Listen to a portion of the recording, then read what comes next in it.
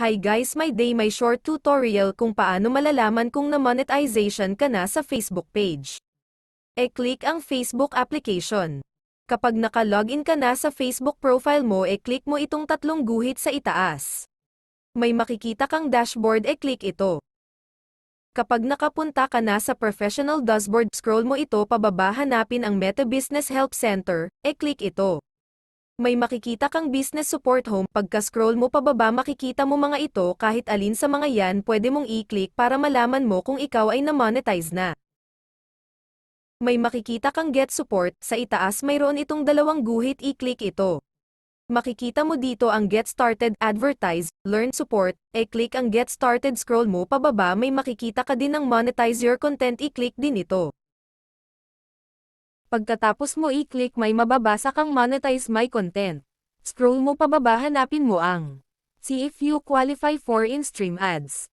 E-click ito. May mababasa ka naman dito na in-stream ads. Scroll mo pababa, hanapin mo ang Start Earning. E-click ito. Pagkatapos dito meron siyang Tools.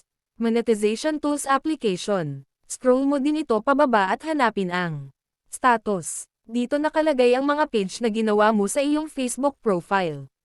E-click ito at tignan sa gilid ng screen may makikita kang arrow sa ibaba, i-click ito.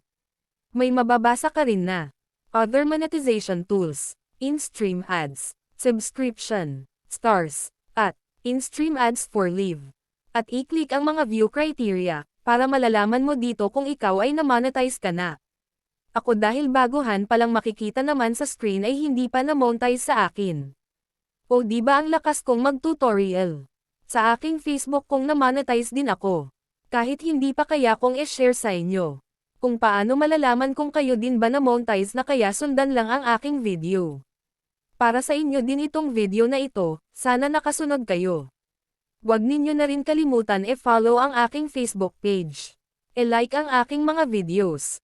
E-share at samahan na rin ng comment kung nakasabay at anong lugar kayo. Para alam ko kung hanggang saan na napanood ang aking videos. At huwag din kalimutan e-subscribe ang aking YouTube channel, e-like din mga videos, e-share, comment at e-click na rin ang notification bell. Para updated kayo sa mga susunod ko pang mga video. Maraming salamat mga guys.